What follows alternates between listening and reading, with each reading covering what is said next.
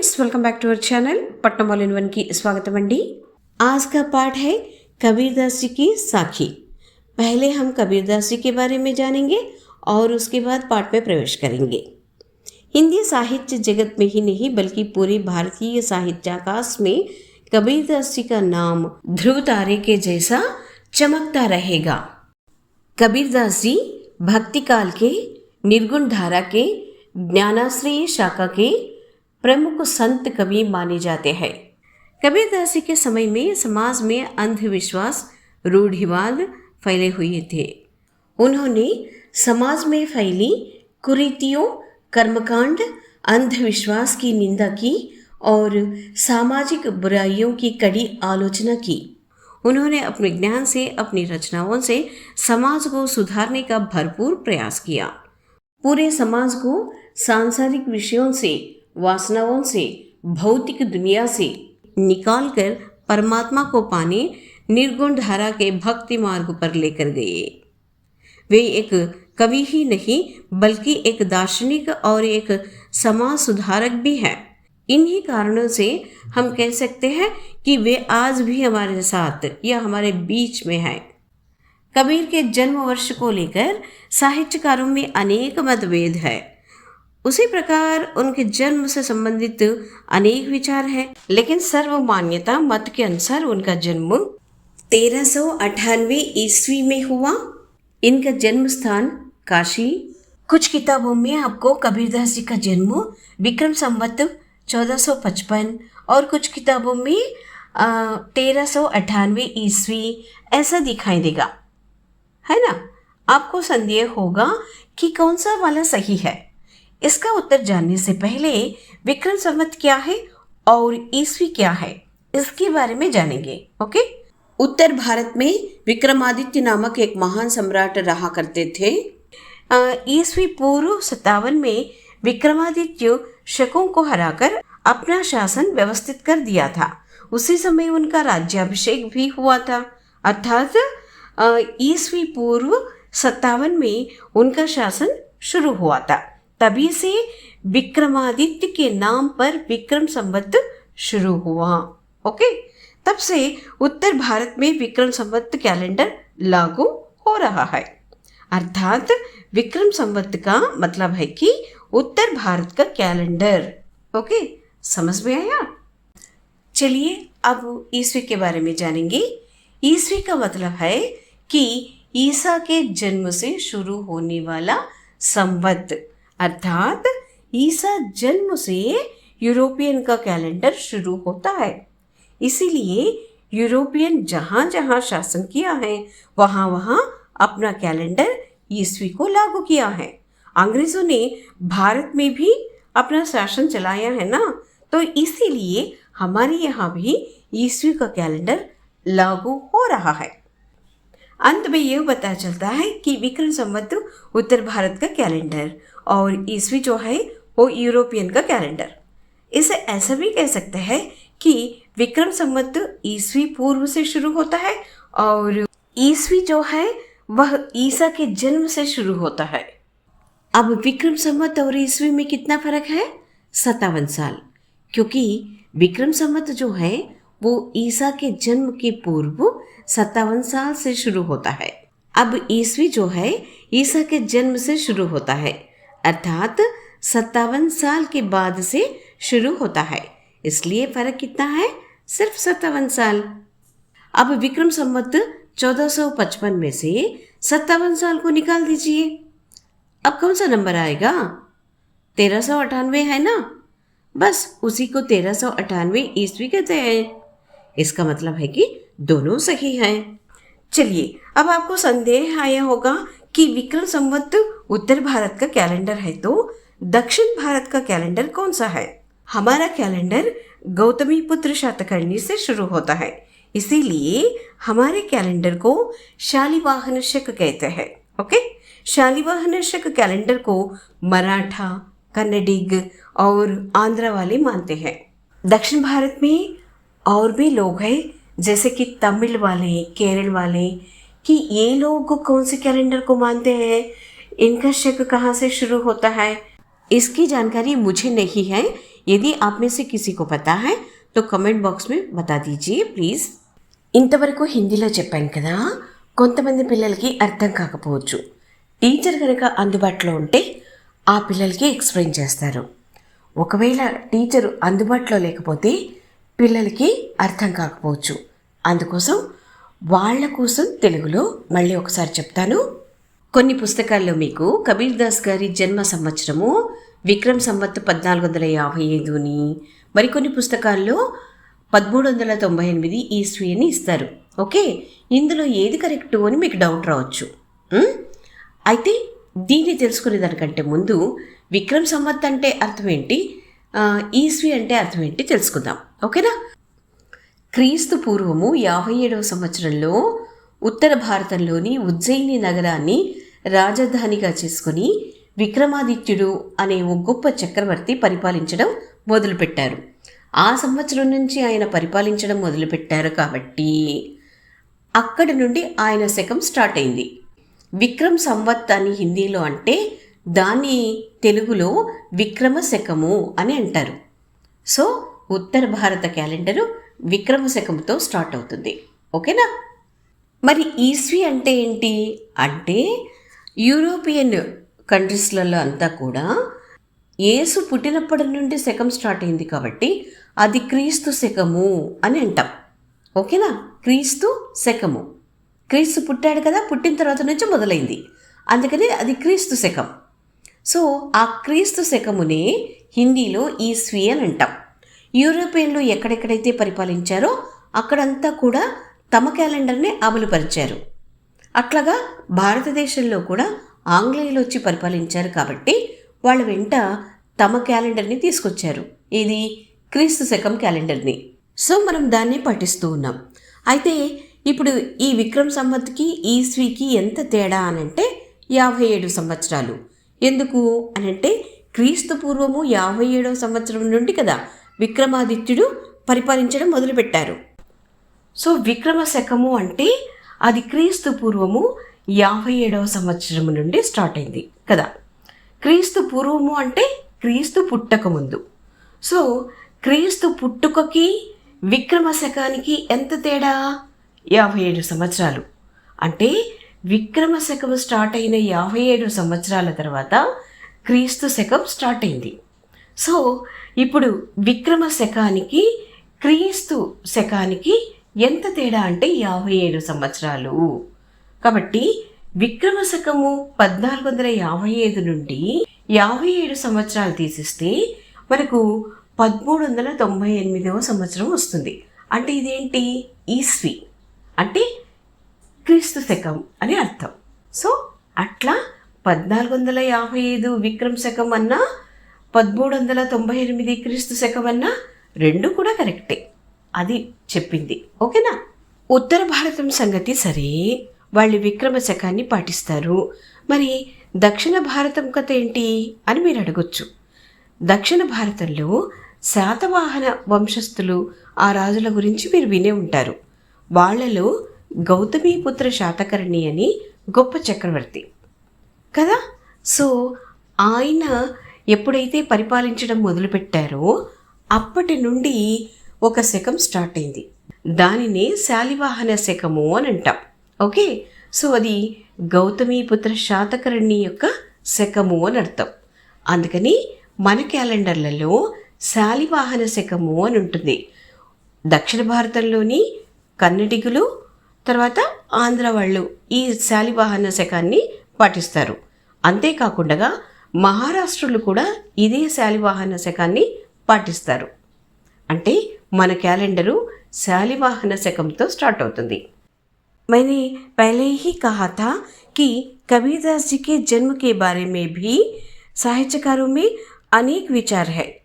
जनश्रुति में जो विचार प्रचलित है उसके अनुसार कहा जाता है कि कबीर का जन्म एक विधवा ब्राह्मणी की कोख से हुआ था.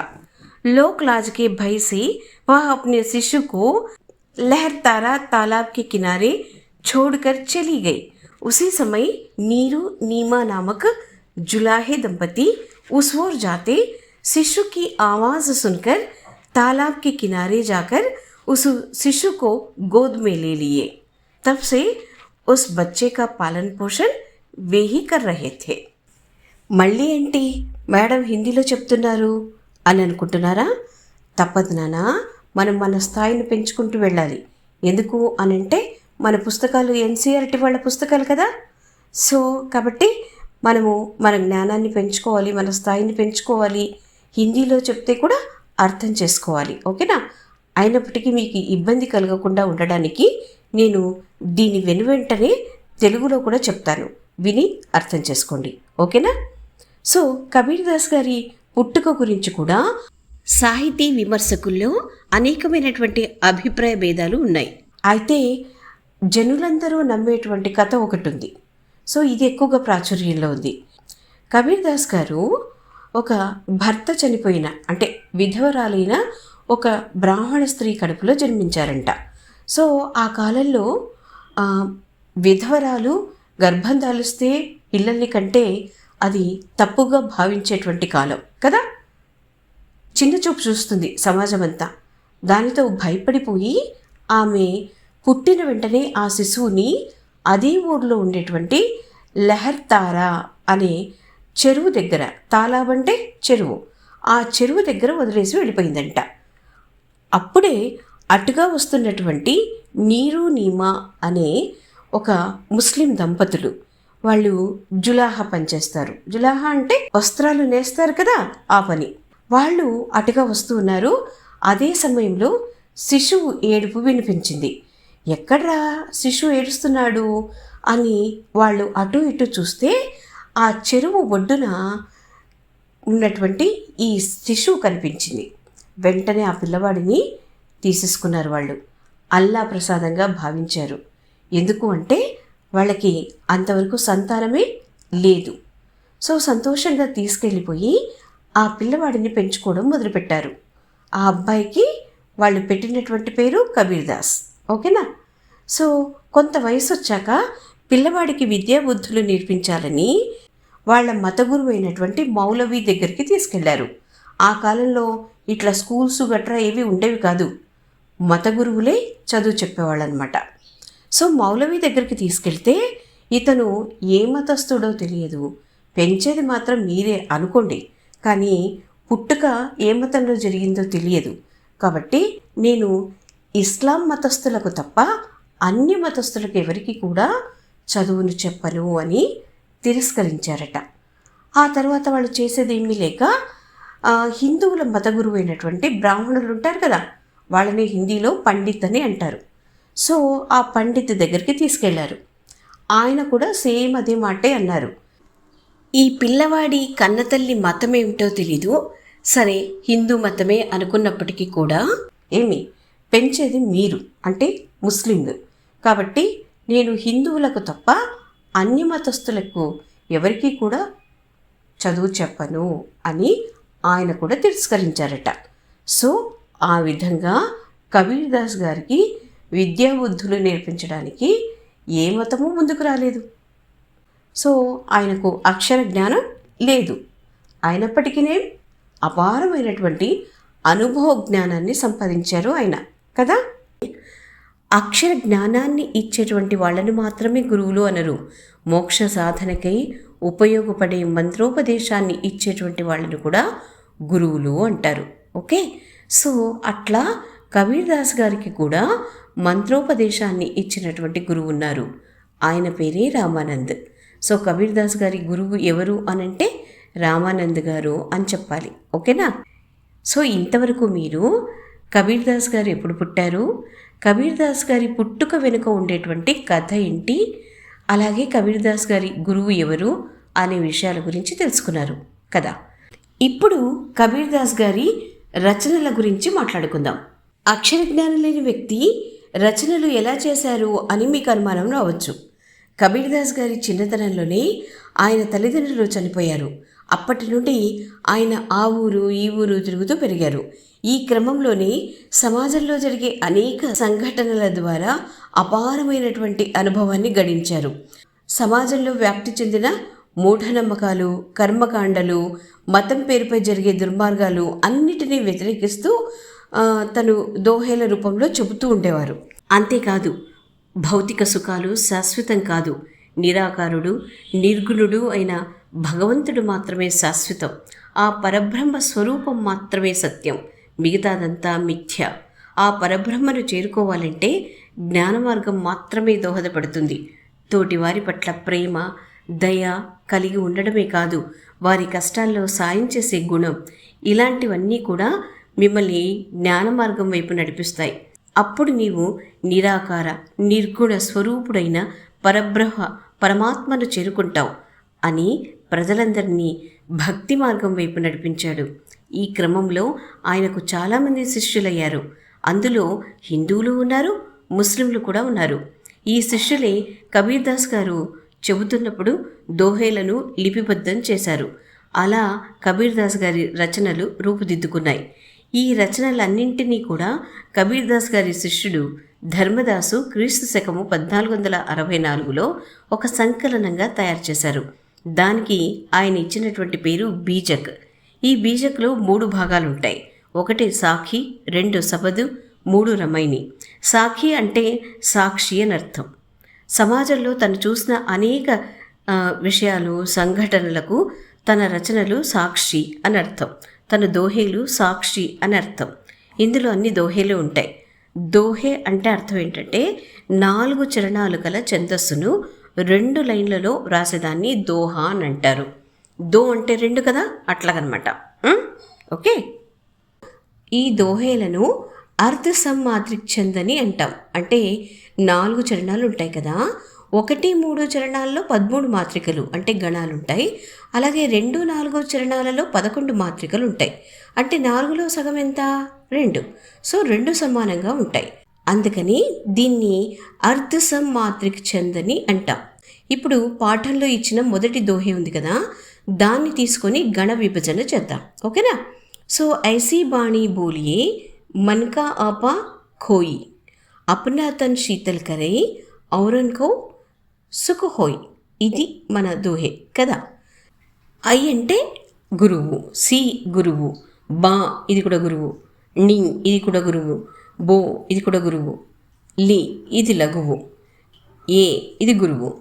ఓకే, సో గురువుకి మనం యూ మార్క్ ఇస్తాం కదా తెలుగులో, ఇక్కడ ఎస్ మార్క్ ఇవ్వాలా. ఓకేనా? సో ఇప్పుడు ఎన్ని గురువులు లఘువులు కలిపి మొత్తం ఇక్కడ 2, 2, 4, 5, 6, 7, 8, 9, 10, 11, 12, 13. కరెక్ట్. సో 1వ దాంట్లో 13 వచ్చింది. మళ్ళీ 3వ దాంట్లో కూడా 13 రావాలి కదా. అంటే ఇది 1వ చరణం, ఇది 2వ చరణం, ఇది 3వ చరణం. ఓకే, 3లో ఎట్లా వస్తాయో చూద్దాం. ఆ అంటే లఘువు, ప లఘువు, నా గురువు, త లఘువు, నా లఘువు, సి గురువు, త లఘువు, ల లఘువు, క లఘువు, రై గురువు. లఘు అంటే 1, గురువు అంటే 2. అట్లా కదా మనం లెక్క పెట్టేది. సో అట్లాగా ఇప్పుడు ఇది లఘువు కదా, ఇది లఘువు. 1, 2, ఇక్కడ 2 ఉంది, 3, 4, 5, 6, 7, 8, 9, 10, 11, 12, 13. కరెక్ట్, 13 వచ్చేసాయి. అదనమాట. ఇప్పుడు 2వ చరణం చూద్దాం. ఇక్కడ మా ఉంది కదా, లఘువు, నా లఘువు, కా గురువు, ఆ గురువు, ప గురువు, ఖో గురువు, ఈ లఘువు. సో మొత్తం అంతా చూద్దాం. 1, 1, 2, 3, 4, 5, 6, 7, 8, 9, 10, 11. కరెక్ట్. అట్లాగా. సో ఇప్పుడు 4వ దాంట్లో కూడా 11 రావాలి కదా. చూద్దామా. అవు అంటే గురువు, రా లఘువు, నా లఘువు, కౌ గురువు, సు లఘువు, క లఘువు, హో గురువు, ఈ లఘువు. సో ఇప్పుడు లెక్క పెడదాం. 2, 3, 4, 5, 6, 7, 8, 9, 10, 11. అంతే, కరెక్ట్గా వచ్చాయి కదా. అట్లా అనమాట. సో ఇప్పుడు 1వ చరణంలో అలాగే 3వ చరణంలో 13 మాత్రికలు వచ్చాయి. 2వ చరణంలో 4వ చరణంలో 11 మాత్రికలు వచ్చాయి. సో ఇట్లా వస్తే వీటిని దోహేలు అంటారు. సో ఇట్లా 4 చరణాలు 2 లైన్లలో వచ్చేవన్నీ దోహేలేనా అంటే నో. ఎందుకంటే 1, 3 చరణాల్లో 13, 2, 4 చరణాల్లో 11 మాత్రికలు ఇలా వస్తేనే దోహేలు. అలా కాకుండా ఈ మాత్రిక నంబర్లు అటు ఇటు మారుతూ ఉంటాయి కదా. అంటే ఉదాహరణకు 1, 3 చరణాల్లో 11, 2, 4 చరణాల్లో 13, లేదా మొత్తంగా 24.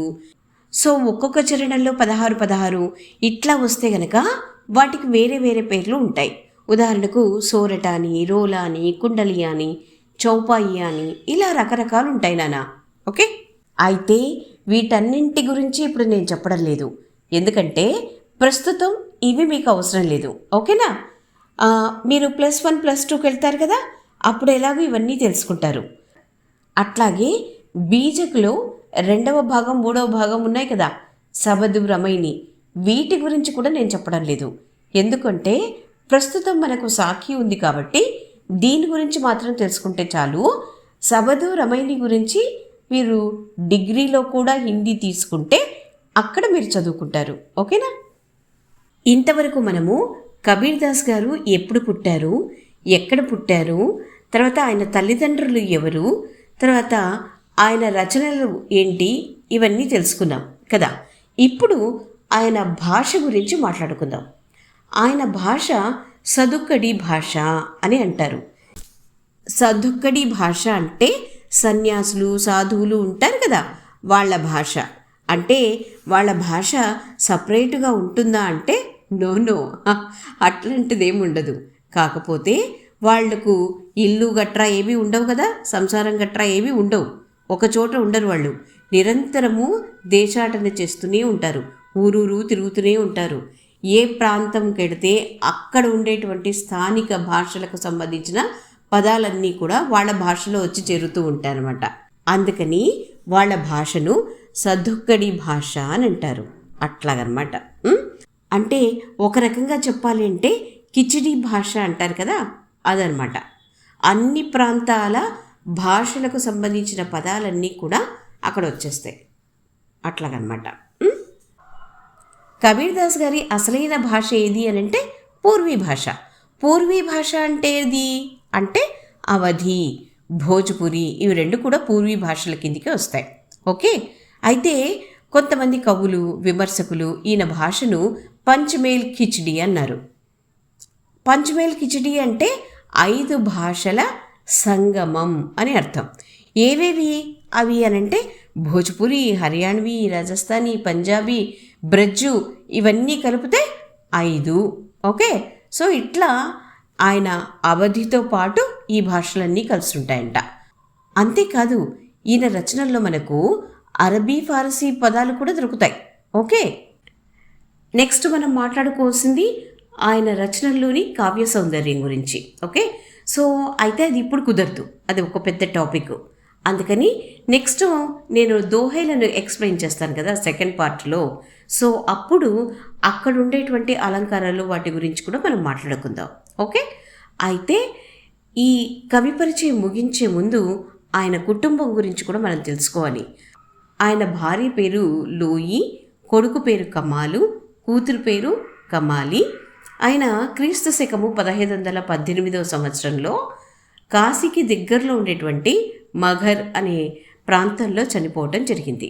ఇది కబీర్ దాస్ గారి గురించి ఒక సంక్షిప్త వివరణ. ఇప్పుడు కవి పరిచయకి సంబంధించినటువంటి మ్యాటర్ అంతా ఇక్కడ రాస్తాను, ఒకసారి చూసుకోండి. कबीर दास जी भक्तिकाल की निर्गुण धारा के ज्ञानाश्रयी शाखा के प्रमुख संत कवि माने जाते हैं। ये एक भक्तिकाल के कवि ही नहीं बल्कि एक समाज सुधारक और दार्शनिक भी हैं। इनका जन्म सन 1398 ईस्वी में काशी में हुआ। इनके माता पिता नीरू और नीमा थे। इनके शिष्य धर्मदास जी ने सन 1464 ईस्वी में इनकी रचनाओं का संकलन किया।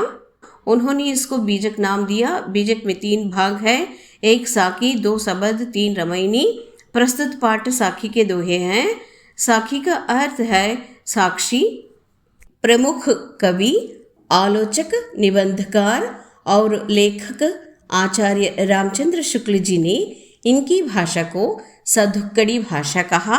उसी प्रकार प्रमुख कवि, आलोचक बाबू श्याम सुंदर दास जी ने इनकी भाषा को पंचमेल खिचड़ी भाषा कहा।